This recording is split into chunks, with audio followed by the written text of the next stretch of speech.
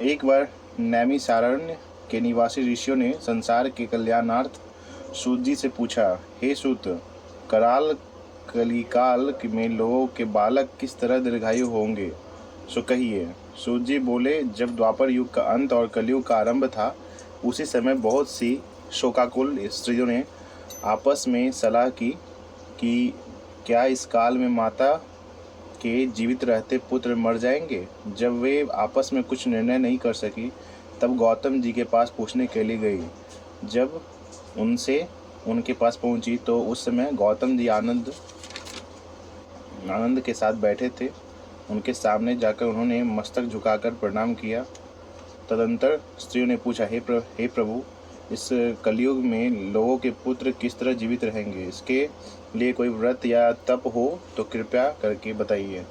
इस तरह उनकी बात सुनकर गौतम जी बोले, आपसे मैं वही बात कहूँगा जो मैंने पहले से सुन रखा है। गौतम जी ने कहा, जब महाभारत युद्ध का अंत हो गया और द्रोण पुत्र अश्वत्थामा के द्वारा अपने बेटों को मरा देखकर जब सब पांडव बड़े दुखी हुए, तो पुत्र के शोक से व्याकुल होकर द्रौपदी अपनी सखियों के साथ ब्राह्मण श्रेष्ठ धौम्य के पास गई और उनसे धौम्य से कहा, हे विपेंद्र, कौन सा उपाय करके बच्चे दीर्घायु हो सकते हैं, यह आप कृपया करके ठीक ठीक कहिए। धौम्य बोले, सतयुग में सत्य वचन बोलने वाला, सत्याचरण करने वाला समदर्शी जिमुतवाहन नामक एक राजा था। एक बार वह अपनी स्त्रियों के साथ अपने ससुराल गया और वहीं रहने लगा। एक दिन आधी रात के समय पुत्र के शोक से व्याकुल कोई स्त्री रोने लगी, क्योंकि वह अपने बेटे के दर्शन से निराश हो चुकी थी और उसका पुत्र मर चुका था। वह रोती हुई कहती थी, हाय, मुझ बूढ़ी माता के सामने मेरा बेटा मर जा रहा है। उसका रुदन सुनकर राजा जिमुतवाहन का तो मानो हृदय विदीर्ण हो गया। वह तत्काल उस स्त्री के पास गया और उनसे पूछा, तुम्हारा बेटा कैसे मरा। बूढ़ी ने कहा, गरुड़ प्रतिदिन आकर गांव के लड़कों को खा जाता है। और इस पर उस दयालु राजा ने कहा, माता, अब तुम रो मत, आनंद से बैठो, मैं तुम्हारे बच्चे को बचाने का यत्न करता हूँ। ऐसा कहकर राजा उस स्थान पर गया जहाँ गरुड़ आकर प्रतिदिन मांस खाया करता था। उसी समय गरुड़ भी उस पर टूट पड़ा और मांस खाने लगा। जब अतिशय तेजस्वी गरुड़ ने राजा का बायां अंग खा लिया, तो झटपट राजा ने अपना दाहिना अंग फेरकर गरुड़ के सामने कर दिया। यह देखकर गरुड़ जी ने कहा, तुम कोई देवता हो? कौन हो तुम? मनुष्य तो नहीं जान पड़ते। अच्छा, अपना जन्म और कुल बताओ। पीड़ा से व्याकुल मन वाले राजा ने कहा, हे पक्षीराज, इस तरह प्रश्न करना व्यर्थ है, तुम अपनी इच्छा भर मेरा मांस खाओ। यह सुनकर गरुड़ रुक गया और बड़े आदर से राजा के जन्म और कुल की बात पूछने लगा। राजा ने कहा, मेरी माता का नाम है शौव्या और मेरे पिता का नाम शालिवाहन है। सूर्यवंश में मेरा जन्म हुआ है और जिमुतवाहन मेरा नाम है। राजा की दयालुता देखकर गरुड़ ने कहा, हे महाभाग, तुम्हारे मन में जो अभिलाषा हो वह वर मांगो। यदि आप मुझे वर दे रहे हैं तो वर दीजिए कि आपने अब तक जिन प्राणियों को खाया है वे सब जीवित हो जाए। हे स्वामिन, अब से आप यहाँ बालकों को न खाएं और कोई ऐसा उपाय करें जहाँ जो उत्पन्न हो वे लोग बहुत दिनों तक जीवित रहें। धौम्य ने कहा कि पक्षीराज गरुड़ राजा को वरदान देकर स्वयं अमृत लाने के लिए नागलोक चले गए। वहाँ से अमृत लाकर उन्होंने उन मरे पक्षियों की हड्डियों पर बरसाया। ऐसा करने से सब लोग जीवित हो गए जिनको कि पहले गरुड़ ने खाया था। राजा के त्याग और गरुड़ की कृपा से वहाँ वालों का बहुत कष्ट दूर हो गया। उस समय राजा के शरीर की शोभा दुनी हो गई थी। राजा की दयालुता देखकर गरुड़ ने कहा, मैं संसार के कल्याणार्थ एक और वरदान दूंगा। आज अश्विन कृष्ण सप्तमी से रहित शुभ अष्टमी तिथि है। आज ही तुमने यहाँ की प्रजा को जीवन दान दिया है। हे वत्स, अब से यह दिन ब्रह्मा भाव हो गया है, जो मूर्ति भेद से विविध नामों से विख्यात है। वही त्रिलोक्य से पूजित दुर्गा अमृत प्राप्त करने के अर्थ में जीवित पुत्रिका कहलाई है। सो इस तिथि को जो स्त्रियां उस जीवित पुत्रिका की और कुश की आकृति बनाकर तुम्हारी पूजा करेगी, तो दिनों दिन उसका सौभाग्य बढ़ेगा और वंश की भी बढ़ती होती रहेगी। हे महाभाग, इस विषय में विचार करने की भी आवश्यकता नहीं है। हे राजन, सप्तमी से रहित और उदाई तिथि की अष्टमी को व्रत करें, यानी सप्तमी विद अष्टमी जिस दिन हो उस दिन व्रत न कर शुद्ध अष्टमी को व्रत करें और नवमी में पारण करें। यदि इस पर ध्यान न दिया गया तो फल नष्ट हो जाएगा और सौभाग्य तो अवश्य ही नष्ट हो जाएगा। जिमुत वाहन को इस तरह वरदान देकर गरुड़ वैकुंठ धाम को चले गए और राजा भी अपनी पत्नी के साथ अपने नगर को वापस चले आए। धौम्य द्रौपदी से कहते हैं, हे देवी, मैंने यह अतिशय दुर्लभ व्रत तुमको बताया है। इस व्रत के करने से बच्चे दीर्घायु होते हैं। हे देवी, तुम भी पूर्वोक्त विधि से यह व्रत और दुर्गा जी का पूजन करो तो तुम्हें अभिलषित फल प्राप्त होगा। मुनिराज, अष्टमी अन्यथा फला। धौम्य की बात सुनकर द्रौपदी के हृदय में एक प्रकार का कौतूहल उत्पन्न हुआ और पुरावसिनी स्त्रियों को बुलाकर उनके साथ यह उत्तम व्रत किया। गौतम ने कहा, यह व्रत और उसके प्रभाव को किसी एक चिन्ही ने सुन लिया और अपनी सखी सियारिन को बतलाया। इसके बाद पीपल वृक्ष की शाखा पर बैठकर वह चिन्ही ने और उसकी वृक्ष के एक खाते में बैठकर सियारिन ने भी खोते में बैठकर सियारिन ने भी व्रत किया। फिर वही चिन्ही किसी उत्तम ब्राह्मण के मुख से यह कथा सुन आई और पीपल के खोते में बैठी हुई अपनी सखी को सुनाया।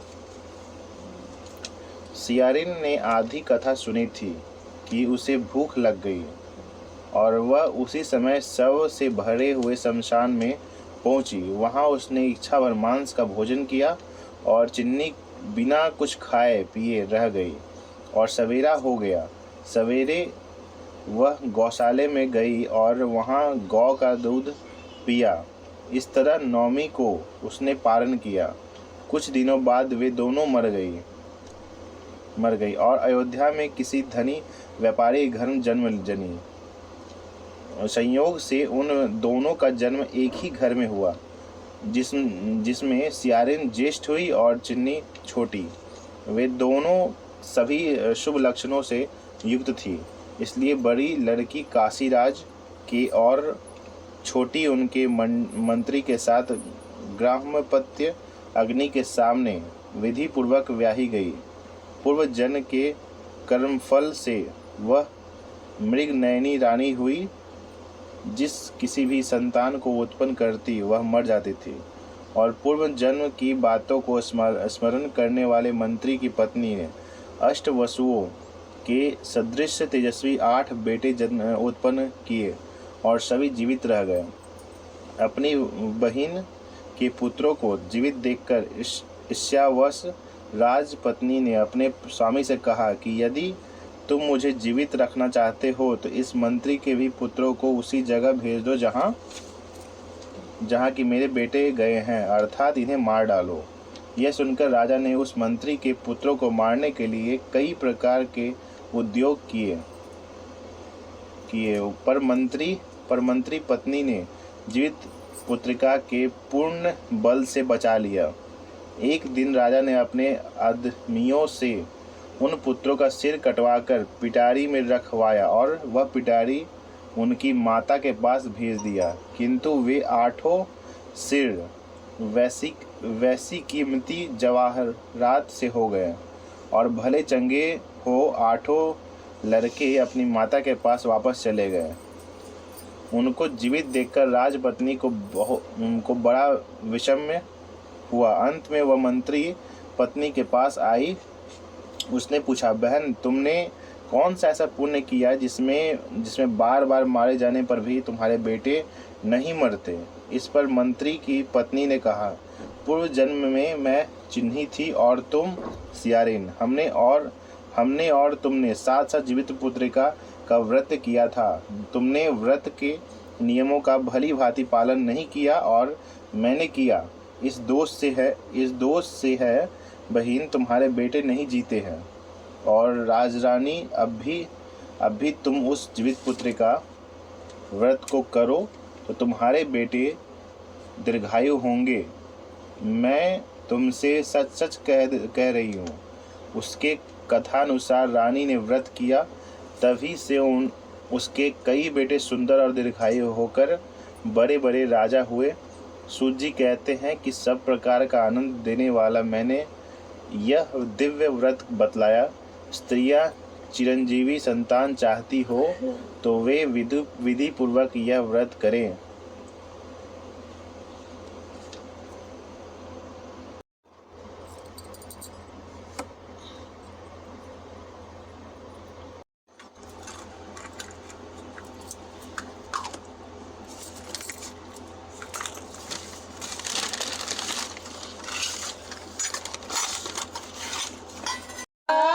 जनों के संकट क्षण में दूर करे। ओम जय जगदीश हरे।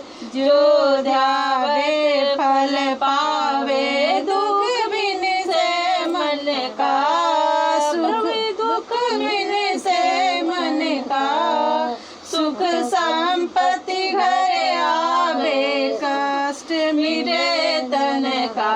ओम जय जगदीश हरे। माता पिता तुम मेरे, शरण करूं मैं किसकी? स्वामी शरण करूं मैं किसकी? तुम बिन और न दूजा, तुम बिन और न दूजा। आस करूं मैं किसकी? ओम जय जगदीश हरे। तुम पूर्ण परमात्मा, तुम अंतर्यामी परमेश्वर, तुम सबके स्वामी। ओम जय जगदीश हरे।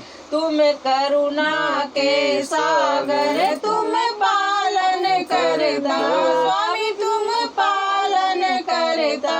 मैं मूर्ख खल कामी, मैं मूर्ख खल कामी, कृपा करो भगता। ओम जय जगदीश हरे। तुम हो एक अगोचर, सबके प्राणपति स्वामी, सबके प्राणपति। किस विधि मिलूं दया मैं, किस विधि मिलूं दया मैं, तुमको मैं कुमति। ओम जय जगदीश हरे। दिन बंधु दुख हरता, तुम रक्षक मेरे स्वामी, तुम रक्षक मेरे। अपने हाथ उठाओ, अपने हाथ उठाओ, द्वार पर तेरे। ओम जय जगदीश हरे। विषय विकार मिटाओ, पाप हरो देवा स्वामी, पाप हरो देवा। श्रद्धा भक्ति बढ़ाओ, श्रद्धा भक्ति बढ़ाओ, संतन की सेवा। ओम जय जगदीश हरे। श्री जगदीश की आरती जो कोई नर गावे, जो कोई नर गावे। कहत शिवानंद स्वामी, कहत शिवानंद स्वामी, सुन संपत्ति पावे। ओम जय जगदीश हरे।